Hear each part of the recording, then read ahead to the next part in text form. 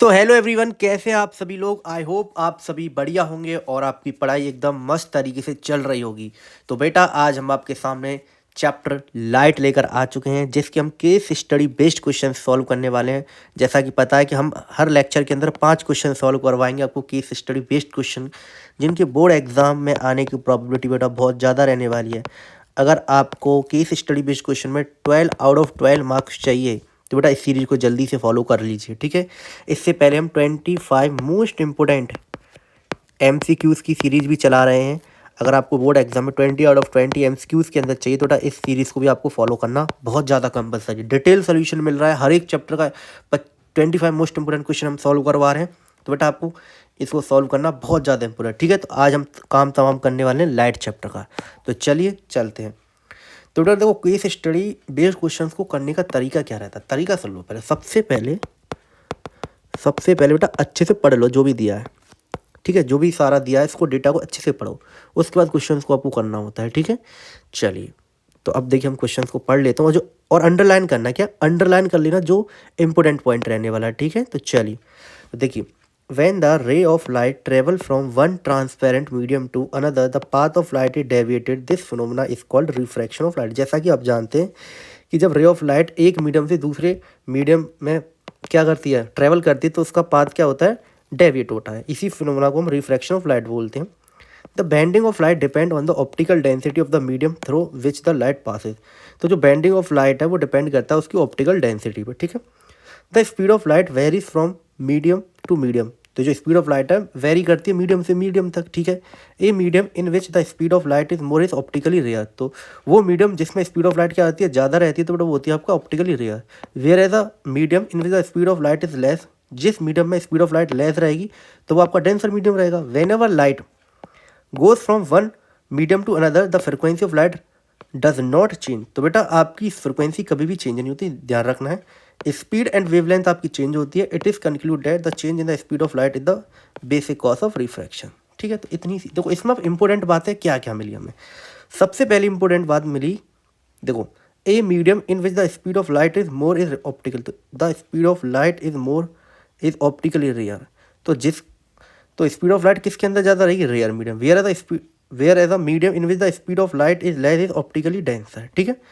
When ever light goes from one medium to the frequency, the frequency of light does not change. तो speed and wavelength change, ठीक है। तो ये एक दो तीन बातें हमें इंपॉर्टेंट मिल चुकी हैं। तो अब आगे चलते हैं, थोड़ा इसको समझते हैं। देखो, ये देखिए, अब रेयर से डेंसर की तरफ लाइट ऑफ रे मूव करती है, तो आपको देखो इसका जो पाथ है ना, टुवर्ड द नॉर्मल आता है। किधर, toward the normal, toward the normal, bend कर जाएगी टुवर्ड द नॉर्मल। ये अबे फ्रॉम द नॉर्मल जाती है, अबे फ्रॉम द नॉर्मल, ठीक है। ये बात याद रखनी है आपको। तो ये रेयर हम एयर मान लेते हैं और डेंसर हम मान लेते हैं अपना ग्लास, ठीक है। डेंसर हमारा यहाँ गिलास मान के चल रहे हैं और यहाँ पे एयर, ठीक है।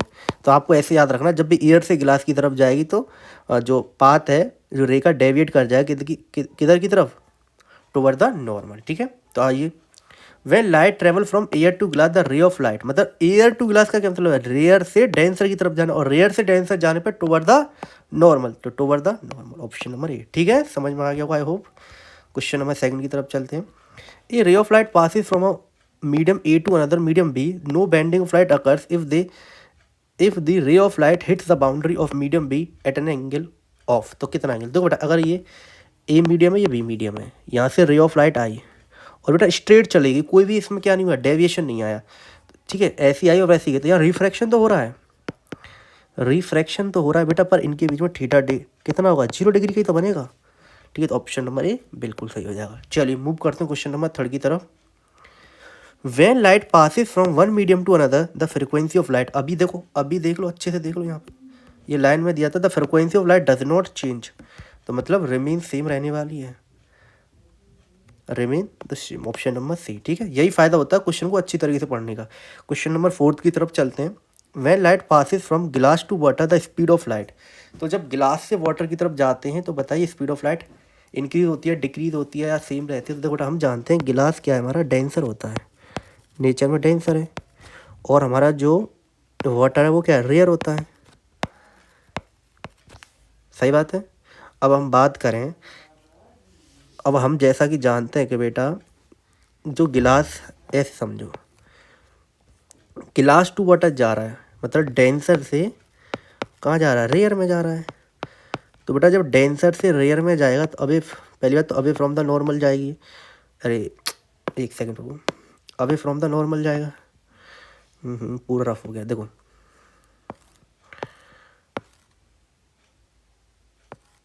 ठीक है, इस तरीके से चला जाएगा। ठीक है, ये है। तो अब देख सकते हैं बेटा डेंसर से किस में गई, रेयर में। अब एक बात हम जानते हैं, रेयर में क्या होती है आपकी स्पीड, क्या होती है स्पीड, क्या होती है आपकी इंक्रीज होती है। मैं आपको पहले ही बता चुका हूँ, क्वेश्चन जब हमने अच्छे से पढ़ा होगा तो। देखो यहाँ पे, देखो आप, देखो क्वेश्चन में दिया था ये सब।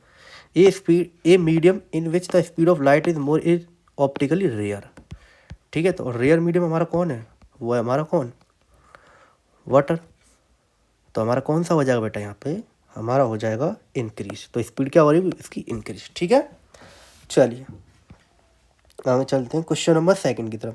पहला क्वेश्चन हमारा कंप्लीट हो चुका है, अब चलते हैं क्वेश्चन नंबर सेकंड की तरफ। द एबिलिटी, पेन चेंज कर लेते, ठीक है। तो द एबिलिटी,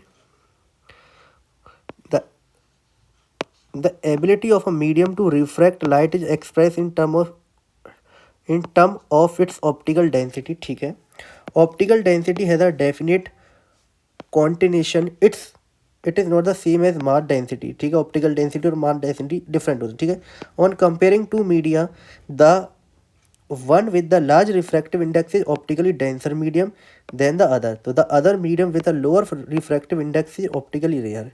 ठीक है, also the speed of light through a given medium is inversely proportional to the optical density. तो यहाँ पे हमें एक चीज़ जरूर मिली है हमें, the speed of a light through a given medium is inversely proportional to the optical density. मतलब जो स्पीड होती है इन्वर्सली प्रोपोर्शनल होती है किसकी, ऑप्टिकल डेंसिटी की। ये हमें एक बात यहाँ से मिल चुकी है, कोई दिक्कत।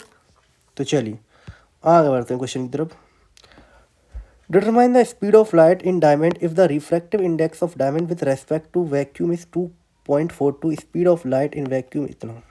ठीक है, तो हम जानते हैं बेटा हमारा फॉर्मूला क्या होता है, एन बराबर सी अपॉन वी होता है। हमें किसकी निकालनी है, डायमंड की निकालनी है ना। तो देखो बेटा हमें वी चाहिए, वी डायमंड की निकालनी है ना, और सी अपॉन क्या हो जाएगा, एन, 3 × 10⁸ स्पीड ऑफ लाइट होती है। और हमें दिया कितना, एन की वैल्यू दी है 2.42। ठीक है बेटा, तो इसको सॉल्व करेंगे।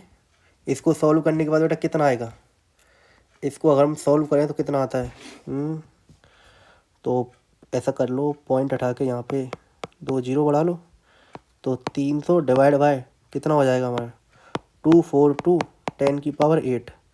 ठीक है, तो कितना आएगा यहाँ से हमारा, ये वन टाइम जाएगा। तो यहाँ से हम कर सकते हैं कितना आएगा हमारा, लगभग 1.24 × 10⁸ अप्रॉक्स ये आ जाएगा हमारा आंसर। ठीक है बेटा, चलो तो ये क्या है, मीटर पर सेकंड। इसको आप सॉल्व कर सकते हैं एक बार खुद से। तो हमारा ऑप्शन तो नहीं दिए, यही आंसर हमारा एकदम करेक्ट हो जाएगा। चलिए आगे चलते हैं। क्वेश्चन नंबर सेकंड क्या कहता है, the refractive index of glass, water and carbon disulphate are ये respectively if a ray of light is incident these media the same angle then write the increasing order of the angle of refraction. तो हमसे क्या पूछा है, angle of refraction का increasing order पूछा है।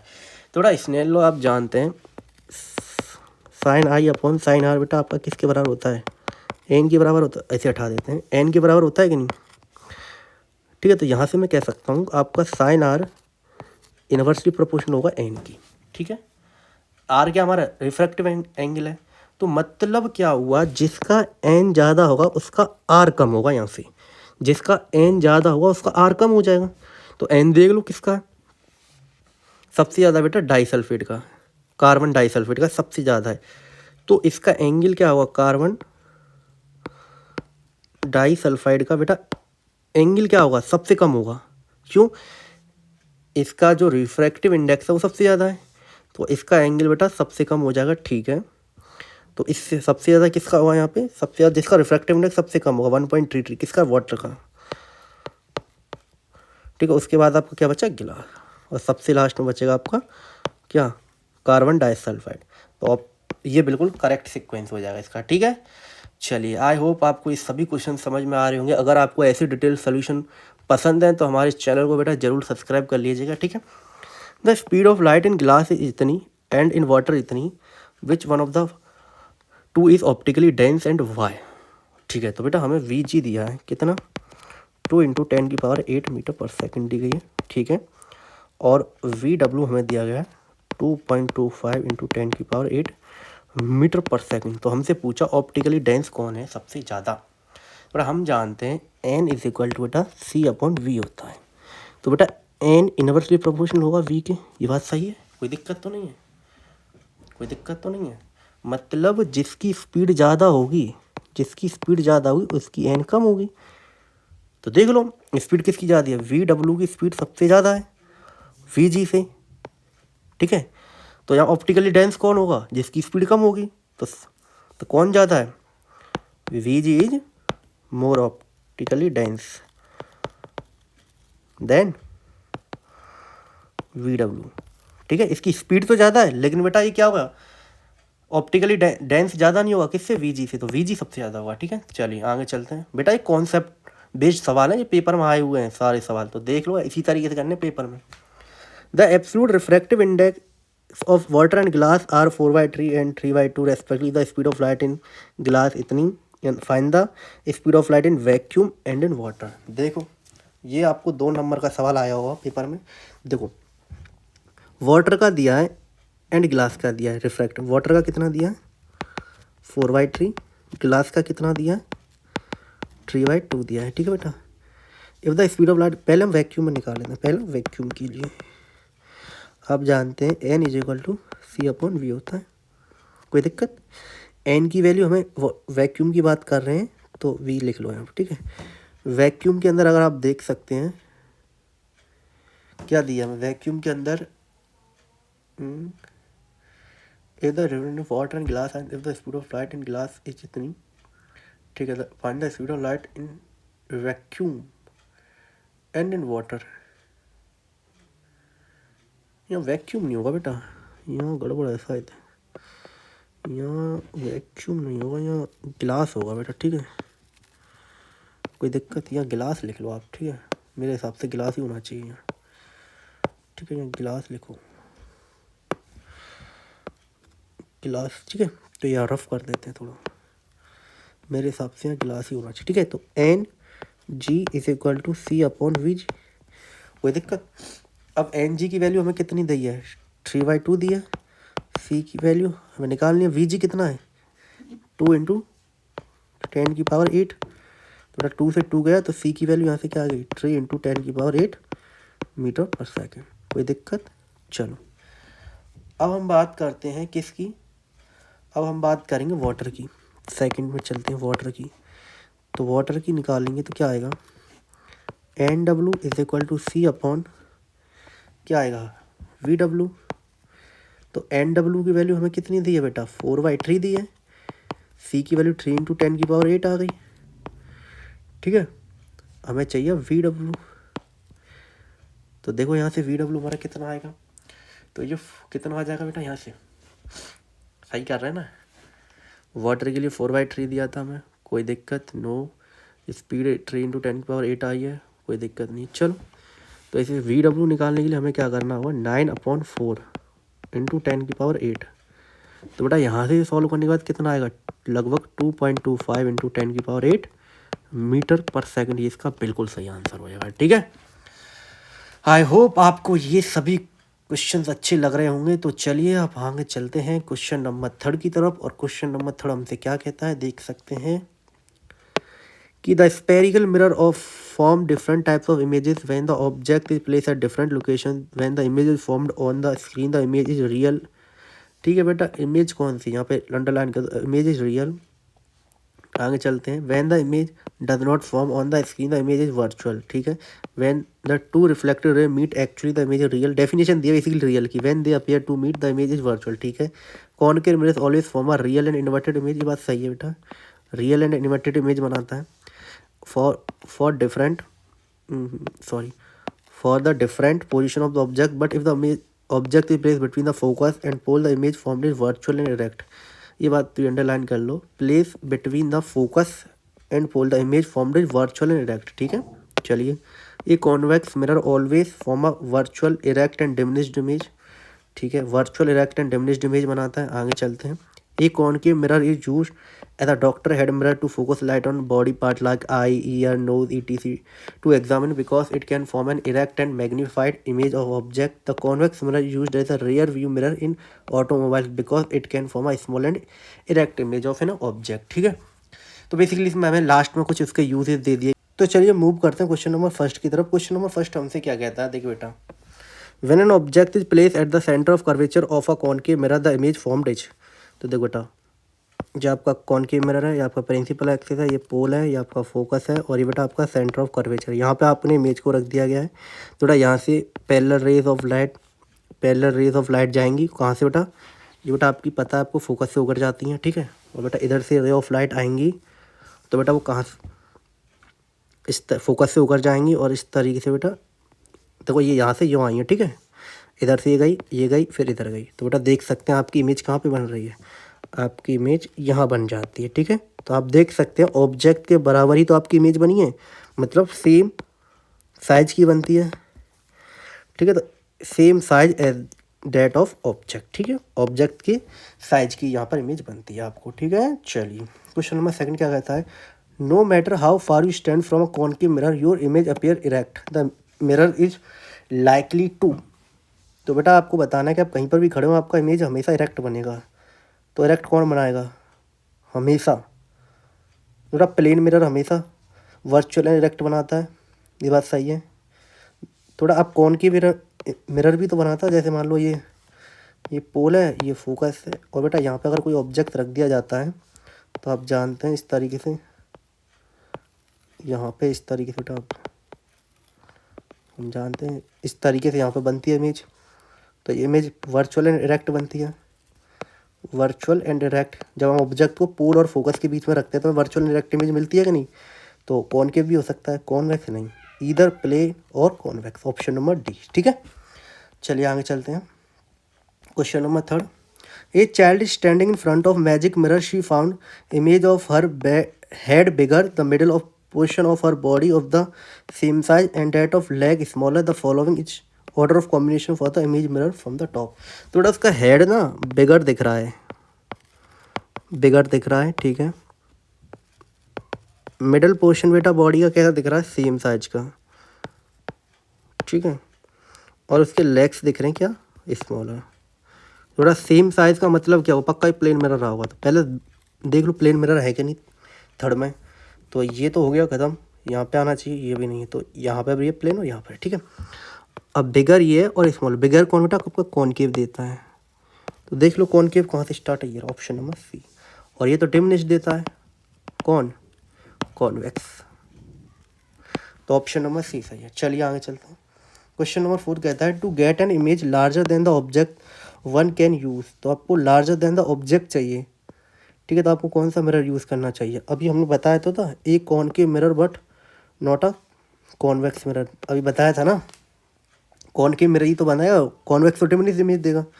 चलिए आगे चलते हैं। क्वेश्चन नंबर, अब पता नहीं कौन सा नंबर है, 4th क्वेश्चन होगा आपका। चलिए पढ़ते हैं। देखिए, the relation between the distance of an object from the mirror U, the distance of the image from the mirror V and the focal length F is called the mirror formula, सभी को पता है, ठीक है। तो mirror formula एक बार लिख देता हूँ, 1/f is equal to 1/v minus 1/u। ये आपका क्या होता है, मिरर फॉर्मूला, ठीक है। This formula is valid in all situation for और spherical mirror for all position of the object, सही बात है। The size of the image formed by spherical mirror depend on the position of the object formed a mirror. The image formed by a spherical mirror can be bigger than the object, equal to object, or smaller object. The size of the image relative to object is given by the linear magnification. Thus the magnification is given by the ratio of the height of the image to the height of the object. Its magnification is negative, the image is real, and if positive, the image is virtual. बेटा ये यार line रखो, if magnification is negative, the image is real, and if magnification positive the image is virtual. ये बात आपको याद रखनी है, ठीक है। बाकी सारी डेफिनेशन दी थी और कोई काम की चीज़ नहीं इसके अंदर। तो आइए What is the position of an image when an object is placed at a distance of 20 centimetre from a concave mirror of focal length 20 centimetre? तो बेटा ये तो सिंपल सा बात होगी ना। क्या सिंपल होगी? आपको यू भी 20 दिया है, आपको एफ भी 20 दिया है, तो पक्का बेटा आपका ऑब्जेक्ट कहाँ होगा? आपका ऑब्जेक्ट फोकस पे तो बैठा है, पोल और ये फोकस। आपका ऑब्जेक्ट फोकस पे बैठा है, आपका ऑब्जेक्ट तो फोकस पे ही बैठा है। अगर बेटा फोकस पे बैठा है तो आपकी इमेज कहाँ बनती है? आपकी इमेज तो कहाँ बनेगी? आपकी इमेज बनेगी बेटा इन्फिनिटी पे। तो ऑप्शन नंबर डी सही है, ठीक है। चलिए क्वेश्चन नंबर सेकंड क्या कहता है? तो आपको ये दिया गया है, तो आपको बताना कौन सी रे ऑफ लाइट सही है। तो फिगर ए बेटा देखो, पैरेलल आती है तो फोकस से जाती है, फोकस पे नहीं है। पैरेलल आएगी तो 2f से कोई मतलब नहीं है, पैरेलल आएगी तो फोकस से जाएगी, पैरेलल आएगी तो फोकस से जाएगी, पैरेलल आएगी तो फोकस से जाएगी।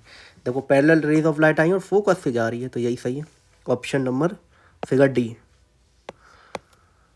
ठीक है। चलिए क्वेश्चन नंबर थर्ड क्या कहता है? If the magnification of image is -2 the characteristics of the image will be. देखो अब अगर मैग्नीफिकेशन क्या है देख लो, इधर देख लो। If magnification negative the image is real, image कैसे दिखती है? रियल। क्वेश्चन को अच्छे से पढ़ोगे तो सब मिल जाएगा। The magnification of image is -2 the characteristics of the image will be. पहली बात तो रियल होनी चाहिए, ठीक है, रियल। तो रियल देख लो पहले, वर्चुअल कट गया। अब रियल एंड कैसी बनेगी बेटा? इन्वर्टेड बनेगी। और टू देखो ये माइनस, तो रियल इन्वर्टेड की बात कर रहा हूँ, ये टू किसकी बात कर रहा है? ये टू बात कर रहा है बेटा इनलार्ज बनेगी, ठीक है, इनलार्ज। तो real inverted and enlarge, option number A सही, ठीक है। चलिए क्वेश्चन नंबर फोर्थ की तरफ चलते हैं। The mirror formula hold for. बेटा अभी हमने यहाँ पे देखो पढ़ा था, वैसे आपको याद हो तो। This formula is valid in all situation for all spherical mirror for all position of the object, मतलब सभी के लिए। चलिए मतलब कॉनकेव भी, कॉन्वेक्स भी, प्लेन भी, तो आंसर हो जाएगा all of these, option number D. चलिए ये शायद लास्ट क्वेश्चन है, तो ये दिया हमको, देखो रवि भाई हैं, Ravi wanted to fix the rear view mirror of his scooter. He know that rear view mirror is an essential safety device in the vehicle and allow him to see object at the back side of his vehicle. He bought two mirror M1 and M2 out of which M1 is curve inward and M2 is curve outward। ठीक है भाई साहब, रवि भाई हैं अपनी scooter में क्या लगवाना चाह रहे हैं?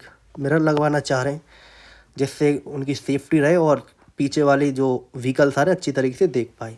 तो पहला M1 आपको दिया है, M1 है आपको, M1 इज कर्व इनवर्ड। बेटा कर्व इनवर्ड आप जानते हैं कौन सा होता है? कॉनकेव होता है। और M2 बेटा कर्व आउटसाइड दिया, तो ये कॉन्वेक्स होता है, ये तो आप जानते हैं ना, कॉनकेव और कॉन्वेक्स का, ठीक है। तो देखिए आगे चलते हैं। Based on the given situation which mirror should be Ravi need to fix is rear view mirror. बेटा रेयर व्यू मिरर कौन हम लेते हैं? हम लेते हैं रेयर व्यू मिरर के लिए कौन सा मिरर यूज़ करते हैं? हम कहते बेटा कॉन्वेक्स मिरर यूज़ करते हैं। क्यों?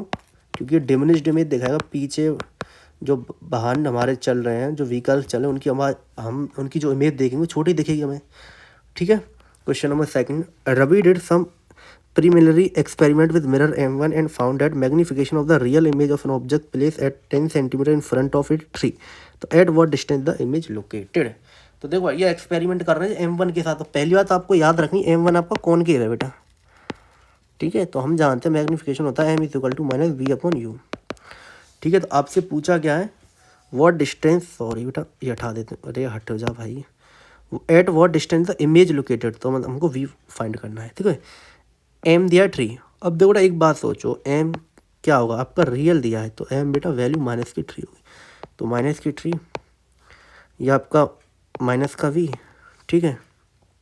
चलो अब U कितना दिया? देखो U आपका हम जानते हो ऑब्जेक्ट डिस्टेंस हमेशा नेगेटिव होता है, तो 10 सेंटीमीटर, माइनस के 10 से 10 कट गया, तो V की वैल्यू बेटा आ गई आपकी -30 सेंटीमीटर, ठीक है। ये ऑप्शन सही हो जाएगा आपका। चलिए चलते हैं क्वेश्चन नंबर थर्ड की तरफ। क्वेश्चन नंबर थर्ड हमसे क्या कहता है? What is the formula of magnification obtained from a mirror. अरे ये तो फॉर्मूला ही पूछ लिया, देखो अभी हमने पढ़ा था यहाँ पे। अच्छा इसके अंदर नहीं, उसके अंदर था, सॉरी बेटा। तो ये सिंपल है, इसका क्या है? इसका तो आसानी से कर सकते हो बेटा। मैग्नीफिकेशन का फॉर्मूला हमने ऊपर भी तो पढ़ा है, तो HI/HO होता है और -V/U भी तो होता है, ठीक है। चलिए height of image upon height of object है, ठीक है। क्वेश्चन नंबर फोर्थ क्या कहता है हमसे? An object is place at the centre of curvature of M1, find the distance between its image and pole.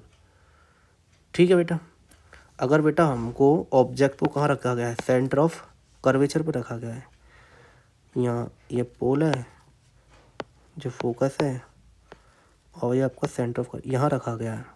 ठीक है, ये तो अभी बनाया था हमने, तो इस तरीके से फोकस पे जाएगी, ये आ गया। तो find the distance between its image and pole, तो पोल और इमेज के बीच में कितना डिस्टेंस है, ये वाला हमारा डिस्टेंस हो जाएगा यही। ये कितना डिस्टेंस होगा भाई, ये फोकल लेंथ, तो इसे हम 2f कह सकते हैं बेटा। कितना डिस्टेंस हो जाएगा हमारा, 2f हो जाएगा। ठीक है, चलिए तो बेटा आपका लेक्चर हो चुका है आज का ख़त्म। तो चैनल को बेटा कर लीजिए फटाफट सब्सक्राइब, क्योंकि आपके लिए ऐसी मज़ेदार और इम्पोर्टेंट वीडियोस हम लेकर आते रहेंगे।